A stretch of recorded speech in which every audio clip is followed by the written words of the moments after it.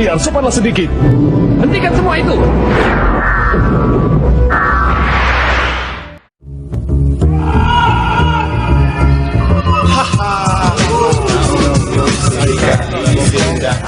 Tamu undangan dari berbagai negara pun telah ada di sekitar kerajaan untuk menyaksikan makhluk raksasa ajaib yang dikabarkan adalah pembawa rejeki. Di sana juga telah hadir Biksu Tong yang langsung menghampiri mereka sambil mengingatkan agar mereka jangan melihat pameran ini, karena itu sangat berbahaya. Semuanya tak ada yang percaya, bahkan ketika Tong Samcong mengatakan bahwa ia adalah adik Kaisar Tong, mereka pun tertawa terbahak-bahak. Karena mereka tahu bahwa adik Kaisar sedang pergi ke barat. Tak usah pedulikan dia. Percayalah apa yang hamba katakan. Adik Kaisar, rasakan kau. Kaisar Tong sangat gembira mendengar para tamu dari negara tetangga sudah tiba. Untuk membagi kebahagiaan ini, Kaisar mengumumkan agar masyarakat tetap tenang. Karena setelah pameran di kerajaan selesai, maka makhluk raksasa akan dibawa keliling kampung selama 3 hari. Sehingga semua rakyat bisa menyaksikannya. Baiklah. Tak lama kemudian, pelayan pun datang dengan mengatakan bahwa semua ranting pohon menghadap ke arah timur. Paduka pun heran, lalu ia teringat perkataan adiknya tentang tanda-tanda kepulangannya. Ia pun berharap Tong Samcong benar-benar kembali. Dan seketika ia melihat adiknya berjalan sempoyongan menuju kerajaan. Begitulah. Adik, bagaimana keadaanmu? Kau baik-baik? Adik. Kalau tidak, Setelah sadar dan berada di kerajaan, Tong Samcong pun menghadap dengan tergesa-gesa. Ia langsung mengatakan bahwa dirinya membatalkan perjalanan ke barat hanya untuk mencegah pameran monster. Karena makhluk itu adalah kiriman yang maha kuasa untuk menghukum negeri Tong. dia bukanlah pembawa rezeki, tetapi makhluk siluman. Kaisar pun tersinggung dan melarang Tong Samcong berkata ngawur. Jika tidak, maka ia akan menghukumnya. Namun Menteri Wei membenarkan ucapan Biksu Tong agar Paduka menghentikan acara ini. Paduka pun sangat marah lalu menyuruh pengawal agar memukul Wei sebanyak 30 kali. Pukul 30 kali. Paduka. Paduka. Paduka berkata siapapun yang berani menasihatinya tentang pameran monster maka ia akan membunuhnya. Ini, aku akan membunuhnya. Namun Tong Samcong tak peduli. Ia pun tetap mengatakan bahwa makhluk itu adalah makhluk yang dikirim sebagai hukuman. Kaisar pun tak percaya karena selama ia memimpin negerinya sangat makmur. Rakyat sejahtera, tak ada cacat sedikit pun. Sehingga tak mungkin ada hukuman bagi kesalahan di negeri Tong. Jadi mana mungkin negeri kita dihukum yang maha kuasa. Biksu pun membuka aib Paduka dengan mengatakan kesalahannya di masa lalu, yaitu membunuh 2 saudaranya demi naik tahta. Selain itu, demi memperluas wilayah, Paduka terus menjajah negeri perbatasan dengan mengorbankan banyak nyawa. Kaisar pun emosi lalu mengancam jika adiknya terus ngoceh maka ia akan membunuhnya. Biksu Tong pun terus mengatakan bahwa rakyat makmur menjadikan mereka sangat malas dan tidak berguna. Itulah kesalahan Paduka selama ia memimpin. Itulah ketiga dosa Paduka. Karena emosi juga malu, Paduka pun bersiap pergi, namun Biksu Tong mengatakan bahwa jika pameran tidak dihentikan maka ia akan berlutut selamanya di tempat itu. Paduka pun pergi begitu saja untuk melihat panggung pertunjukan. Aku ingin lihat panggung pertunjukan itu. Baik. Sementara Patkai si babi kecil, ia pun lari dari orang yang merawatnya kemarin. Orang-orang itu pun heran karena kemarin babi sangat baik, sedangkan sekarang kabur dan tak bisa dikejar. Babi kecil. Kembali. Mengapa tiba-tiba lari? Ya, Sedangkan Gokong bersama anak buahnya masih memikirkan jawaban dari pertanyaan Buddha kebijaksanaan. 8 hari ia terkurung dalam pagoda, dan kali ini tanya terus kedut-kedut apakah ini tanda gurunya dalam bahaya. Takut dan khawatir. Untunglah. Gokong pun menemui Buddha kebijaksanaan. Lalu ia berkata bahwa dirinya tidak mau lagi menjawab pertanyaan yang diajukan. Dan kali ini ialah yang akan memberikan Buddha sebuah pertanyaan. Jika Buddha tak bisa menjawab maka ia harus diizinkan untuk keluar. Ajukan pertanyaan, sekarang giliranku. Kalau kau tak bisa jawab, kau harus biarkan aku keluar dari sini. Setelah sepakat, Gokong pun mengajukan pertanyaan kenapa Dewi Kuan Yin yang maha welas asih sampai saat ini belum masuk nirwana. Sambil tertawa, Buddha pun mengatakan bahwa Dewi bukan tidak layak masuk nirwana, melainkan ia memilih menyelamatkan umat manusia. Ceritanya dimulai ketika semua Buddha menghadap Buddha Rulai untuk tinggal di nirwana. Namun dalam perjalanan Dewi melihat nenek tua dikejar harimau buas yang meminta nenek menjawab pertanyaannya. Jika si nenek tak mampu menjawab, maka harimau akan memakannya. Hal ini menjadikan pikiran Dewi terganggu, bahkan setelah menghadap Buddha Rulai, ia pun meminta untuk tetap berada di dunia agar bisa menyelamatkan banyak manusia. Setelah itu Dewi pun menemui nenek tua lalu menjinakkan harimau yang mengejarnya. Karena peristiwa inilah Dewi Kuan Yin tak jadi masuk nirwana dan tak pernah menjadi Buddha, dan selamanya tetap menjadi Dewi Welas Asih. Terima kasih, Dewi. Begitulah ceritanya. Dewi Kuan Yin. Gokong pun mengatakan bahwa jawaban Buddha memang betul, namun sikapnya sebagai Buddha sangatlah salah.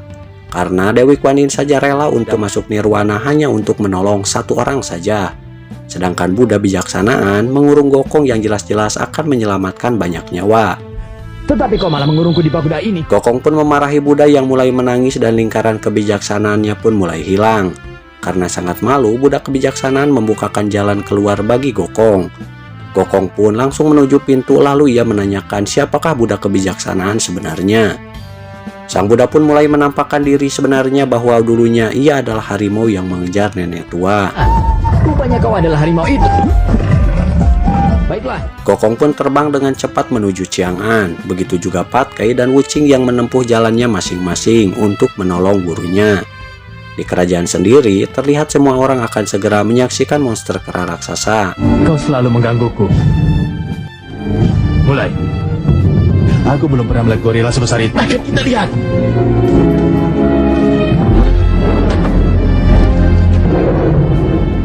Para tamu merasa tidak puas jika mereka hanya menyaksikan kera raksasa yang mereka anggap itu adalah hal yang sangat biasa. Lalu Paduka mengatakan bahwa sebentar lagi tubuhnya akan berubah menjadi monster raksasa setelah dibacakan mantra oleh para penasihatnya. Siluman burung dan kawan-kawannya mulai melakukan ritual pemanggilan hujan dengan harapan bisa mengubah wujud kera raksasa menjadi naga api. Semuanya tak sabar ingin menyaksikan naga api. Namun mereka tidak tahu karena kini ekor kera raksasa sudah hampir utuh dan kekuatannya akan segera bertambah. Kini mimpi Biksu Tong benar-benar akan menjadi kenyataan karena kera raksasa mulai mengamuk bahkan bisa menghancurkan kandangnya.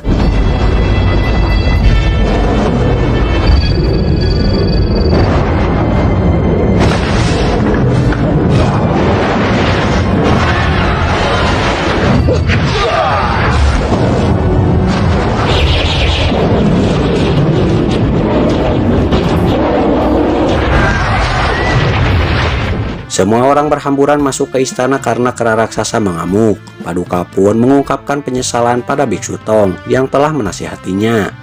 Dan biang kerok semua ini alias 3 siluman yang katanya sanggup mengendalikannya kini malah lari duluan. Ayo, mau kemana kalian? Kalian bilang sanggup mengendalikannya.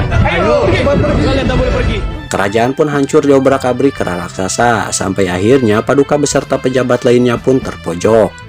Di sini Biksu Tong mulai bicara pada kera raksasa untuk membunuh dirinya saja. Tiba-tiba Gokong datang dan memukul kera raksasa sampai ngaceleng. Makhluk liar, sopanlah sedikit. Hentikan semua itu.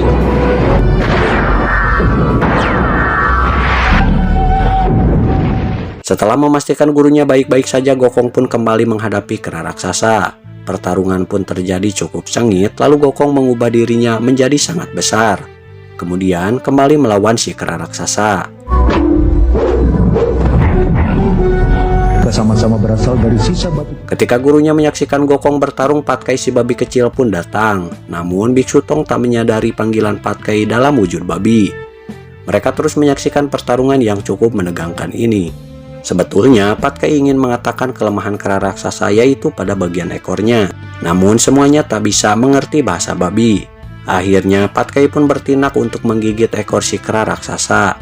Namun karena tubuhnya terlalu kecil, ia pun harus terpental. Saat itu juga datanglah Wuching yang sejak seminggu lalu lari tanpa henti dan baru tiba sekarang. Biksu Tong menyuruh Wuching segera membantu Sun Gokong. Ketika akan maju, Pat Kai pun mencegat Wuching lalu mengatakan kelemahan kera raksasa. Tanpa pikir panjang, Wuching pun melompat dan langsung memotong ekor kera raksasa. Meski harus terpental, namun Wuching berhasil dan kini kera raksasa pun berubah kembali menjadi kera Loki kecil. Kakak, Apakah dia mati, kakak? Akibat ulah 3 siluman, Gokong pun membawa mereka menghadap Kaisar Langit untuk diadili atas segala perbuatannya. Siluman burung pun dihukum dengan harus bereinkarnasi menjadi burung tikukur. Sedangkan siluman gajah akan menjadi tikus, siluman singa akan menjadi kucing. Dan nantinya mereka berdua akan saling bermusuhan. Si Honglai sendiri kini akan menjadi murid Taipei untuk ikut aturannya. Setelah urusannya beres, Gokong pun kembali menemui gurunya. Tikukur yang mulia. Yang mulia. Terima kasih. Tak usah dipegang. Burung, kuserahkan dirimu pada Taipei. Baik-baiklah denganku. Gokong langsung menemui kera kecil yang kini telah sadar dan ingat semua kejadian yang ia lakukan. Biksu Tong pun mengatakan asal-usul kera Loki yaitu dari batu pancawarna Dewi Nuwa. Ia juga mengatakan semuanya termasuk sifat iri kera Loki kecil pada Sun Gokong untuk mengambil kitab suci. Sampai akhirnya kera kecil pun mengingat semuanya. Setelah itu, Biksu Tong pun akan membawa kera Loki menghadap Dewi Kuan Yin. Ternyata kau lebih nakal daripada aku. Guru, aku harus bagaimana? Kau harus menghadap sendiri pada Dewi Kuan Yin. Apakah aku akan dihukum berat? Kau pasti selamat. Setelah menghadap Dewi mengatakan bahwa kera Loki yang sudah menyadari atas segala kesalahannya bisa tinggal bersamanya untuk sementara waktu. Baik, Yang Mulia. Tak lama kemudian, Patkai yang masih wujud babi pun memohon agar Dewi mengembalikan wujudnya. Meskipun awalnya Patkai terbuai cinta Tuan Putri, namun Patkai masih kembali ketika gurunya dalam bahaya. Sehingga sang Dewi pun mengembalikan pada wujud semula. Terima kasih Yang Mulia. Sudahlah, jangan bertengkar. Gokong berkata bahwa perjalanan mereka sudah amat jauh. Namun hari ini mereka malah kembali ke Chiang'an gara-gara musibah ini. Akhirnya Dewi pun mengizinkan mereka terbang ke tempat asal mereka kembali. Adalah kehendak yang kuasa. Terbanglah ke sana.